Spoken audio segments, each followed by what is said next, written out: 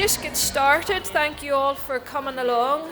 My name is Hazel Long, for those of you that don't know me, and I'm the Heritage Project Manager with Lough Erne Landscape Partnership. And I'm just delighted to have you all here this morning and then into the afternoon. So we are a partnership. It's a large community-focused heritage programme, and we deliver 43 projects within the Built Cultural and Natural Heritage programme. We focus on the conservation and promotion of the Lough Erne landscape character and its unique heritage. Projects are wide-ranging, but I manage a project called the Study of Vernacular Buildings project, and vernacular is a very big word which you'll be hearing more about today and the children have learnt about. So I applied for some funding to the Historic Environment Division to raise awareness of our vernacular heritage and to research some social history connected to the traditional buildings and to help us all really learn about the significance of these traditional cottages and other buildings. But basically the children were to pick a traditional building and tell us all about it, as well as the social history connected with it. And I was really bowled over by the enthusiasm of the children and the teachers and the pupils, and it's a big thank you to them because they have made this project so wonderful.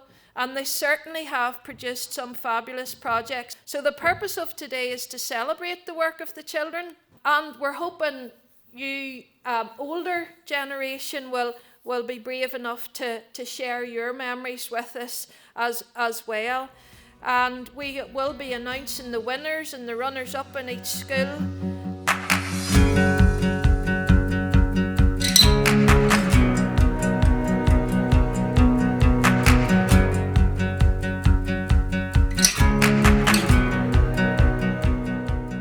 This here was called a delf egg.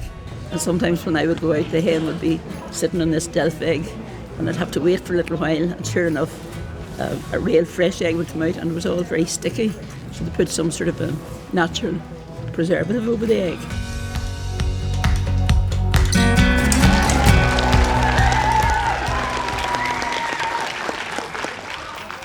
Well, good morning. It's just great to see you all and such well-behaved children. Certainly when I was going to school, there was nothing like that at all. When I was growing up, there was no electricity, there was no running water, so that you had to make your own entertainment, and always there was a storyteller. What we used to do as a child was we would sit on the stairs and where we wouldn't be seen, and we'd steal and we'd listen to what was going on. And one night, the storyteller looked up and he saw me sitting on the stairs, and he said, "Come down here, I want to tell you this ghost story."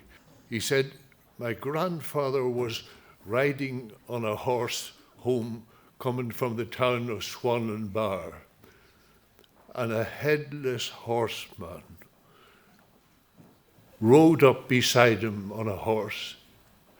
He said he rode with my grandfather for about 200 yards of the road. And when he came to a gap in the hedge, he turned round and he smiled at my grandfather, and he disappeared through the gap in the hedge." He says, "What do you think of that?" said the storyteller. And I said, "God, that's pretty good, you know." And then you've probably noticed it, did you? That there was something wrong in that story.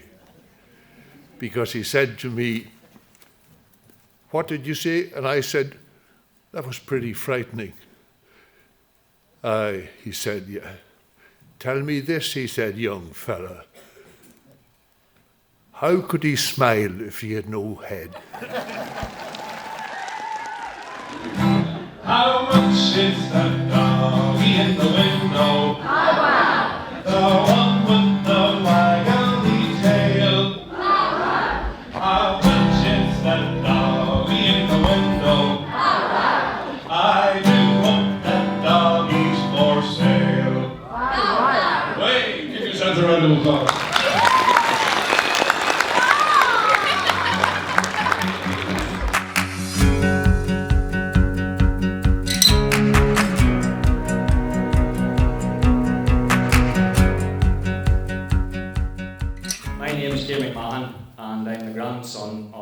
McMahon, the last of the McMahons to make the McMahon spade. The spades was made at Lackey Bridge. The foundry was first a foundry for general blacksmithing, set up in 1840, and then in 1860 it became dedicated to making spades. It closed in 1970, so we made spades for 110 years, so we should have known something about it by then, by the time we got to there. The foundry would have been a hard place to work in. It would have been dirty, it would have been very hot, and it would have been very loud, as you could only imagine, beating metal all day. So as my grandfather got older in life, he struggled with hearing quite badly. So, and years of toil in the foundry, it took its toll on him. But there's a documentary done, and my grandfather speaks in the documentary, and he'll give you a better insight than I ever could, to be honest. When you start, the war day, because the idea after leaving school about 1936.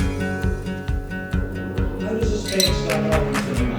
Well, it made in the power steel, the carbon steel, 2 3/4 steel, and it's brought to the punch.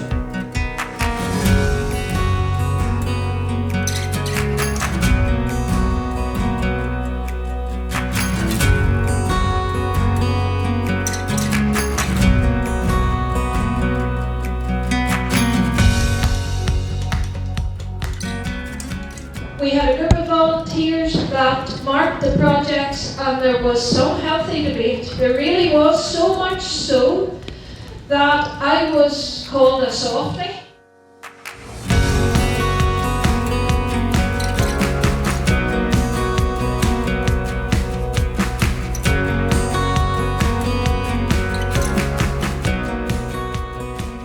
This made by my great-great-grandfather Martin, and the last person to leave was my great-uncle Pierce, who left in 1979. It was a two-storey house built from stone and had a slated roof which would have been thatched in its day. The dwelling house had 3 downstairs rooms which included a scullery/kitchen, living room and a parlour, sitting room and 3 bedrooms upstairs.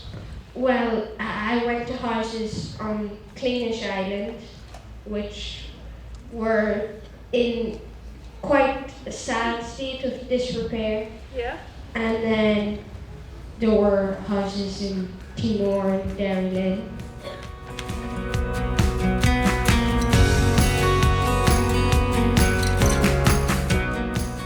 My name is Riley Saba, and this is my vernacular building project. This is my granny, that's my gran-aunt, my sister and me. I liked learning about the thatched roof and how my gran-aunt liked to keep it like the way it was back then.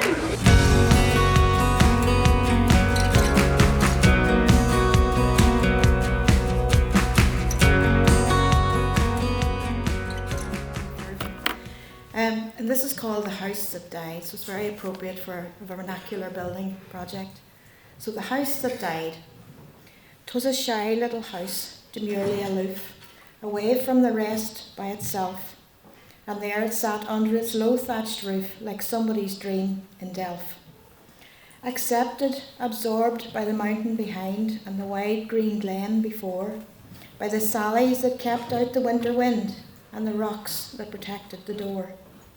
The shy little house was so humble and small, so content in its sense of retirement, that it never aspired to a laneway at all.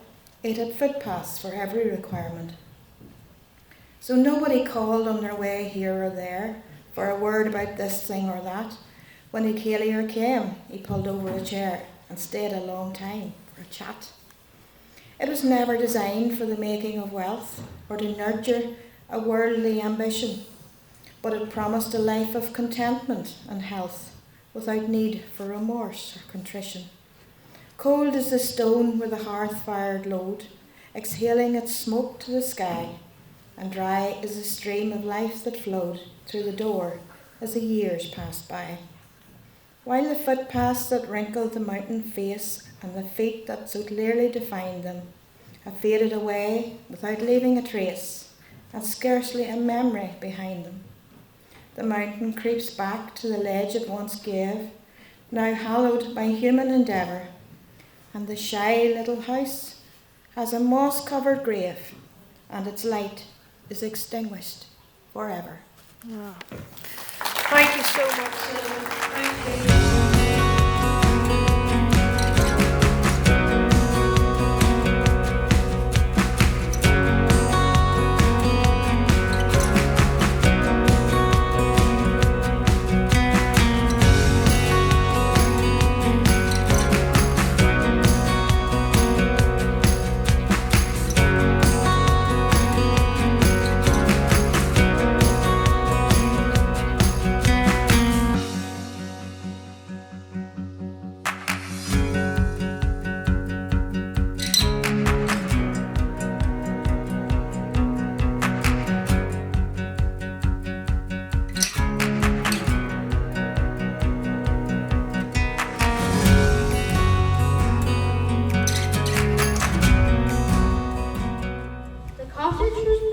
Stone, and at one stage it had a thatched roof. The roof was replaced with a tin roof. This cottage is a 3-room cottage with one main room with a fire and 2 bedrooms.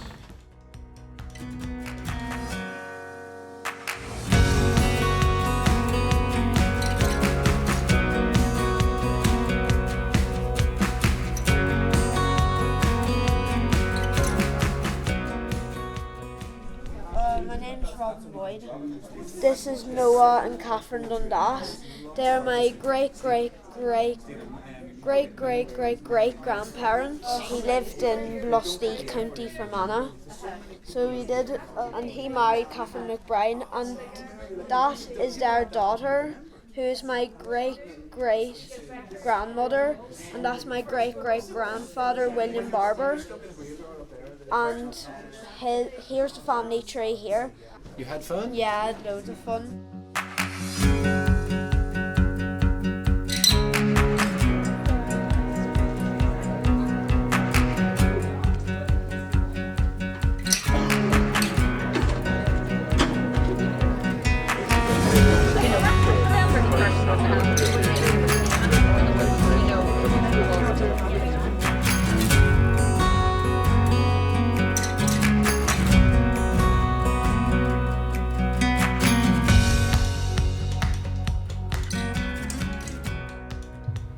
My name is Oscar Loon and I am in Year 6, and this is my presentation for Heritage Cottages, Margaret Gallagher's Cottage.